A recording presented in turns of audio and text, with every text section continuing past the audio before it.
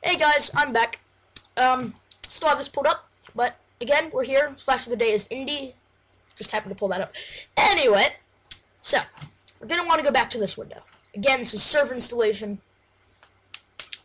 So we're going to want to go back to this window, and we're also going to want to open up a command prompt. So for those of you who don't already have it in this, because I use it quite often, you're going to want to go right in here and in your search bar, type CMD and press enter. And it'll open up this window.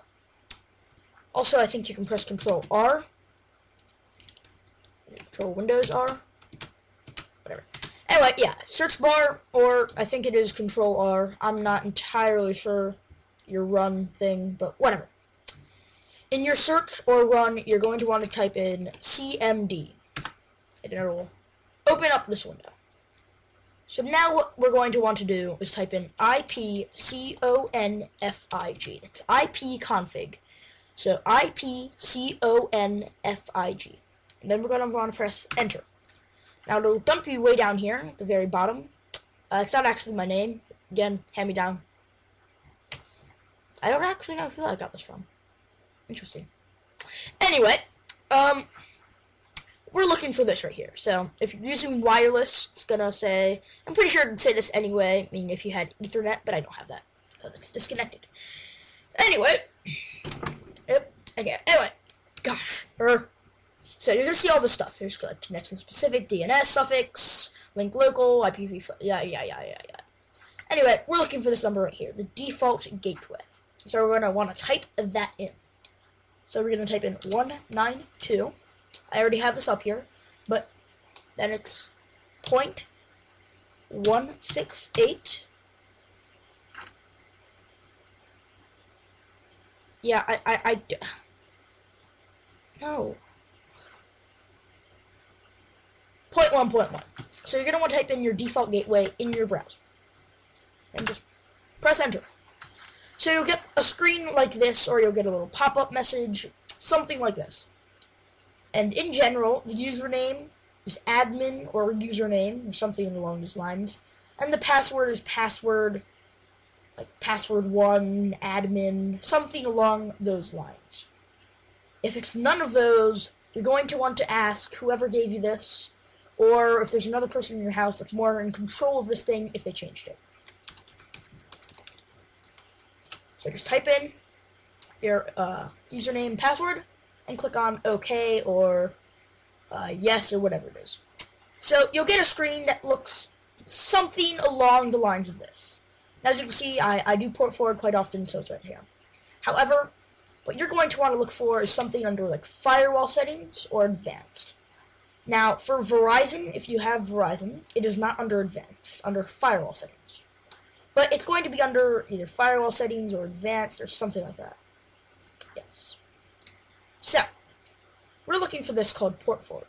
It's going to be under advanced or firewall settings. Again, going over that very strictly. Took me forever to find out how to do this, but might take you a while too. You're just going to want to play around, look for stuff. Again, firewall settings or advanced. Anyway, we're going to want to click on this that says port forwarding. And I'm going to see, let's see, do I have... I'm just going to delete that one, because that's the one that we're doing right now.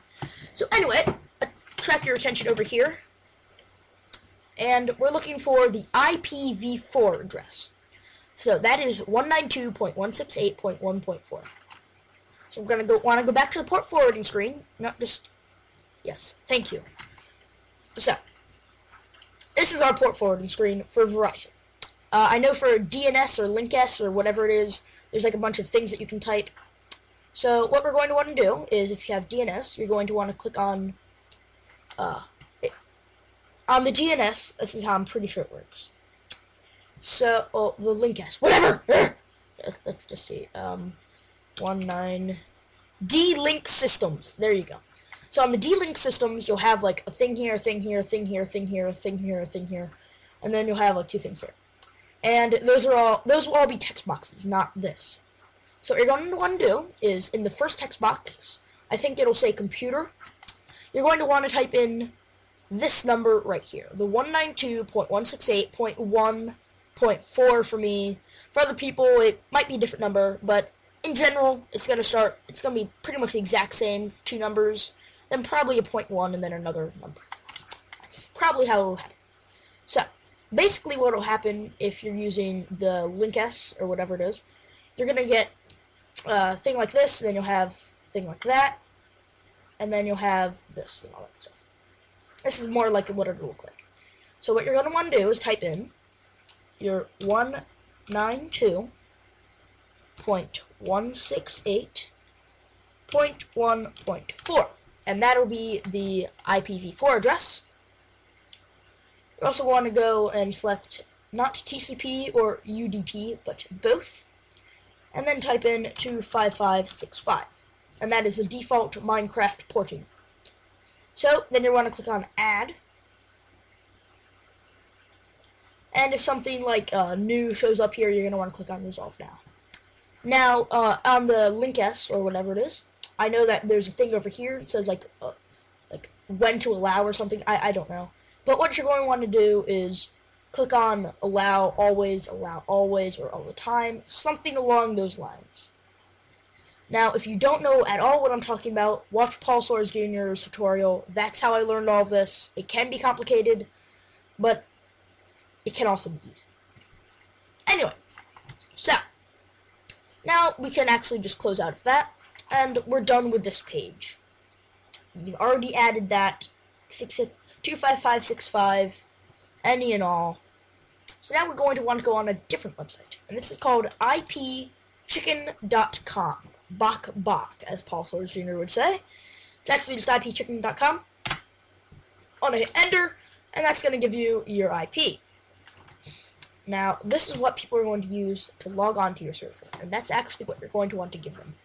So for me, it's 108.40.65.117. For any of you ask about joining, which of course none of you will, I doubt it at least, that is actually, I don't have like custom porting, I don't know how to do that. But the thing is, I have my server whitelisted. There you go. That's what I was trying to say. So we'll move that over, and we're also going to want to run the Minecraft server. Run, and it's gonna start loading itself up. Okay, it's already done. So now we're going to want to go on to multiplayer.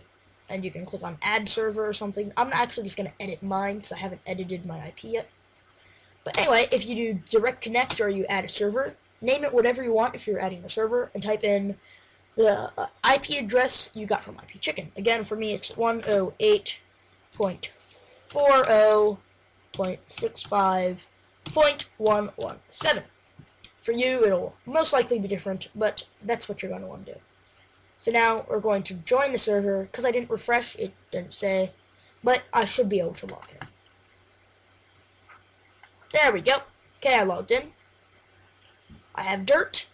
However, now everyone will be able to join. No matter who, it doesn't matter who it is, anyone will be able to join, anyone and everyone. It doesn't matter if they're a deranged lunatic. If you give them the IP, they'll be able to get on your server. So, now for me it's quite laggy because the program I'm using, Debut, uses up a lot of hardware and all that garbage, but whatever. Thought I turned off my game. I did actually, guess didn't save. Anyway, so yeah, there you go.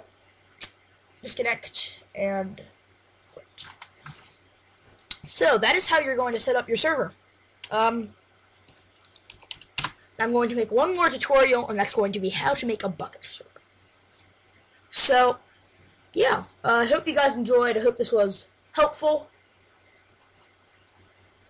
I hope you learned something today that you could actually apply. Thank you all so much for watching, and have a very nice day.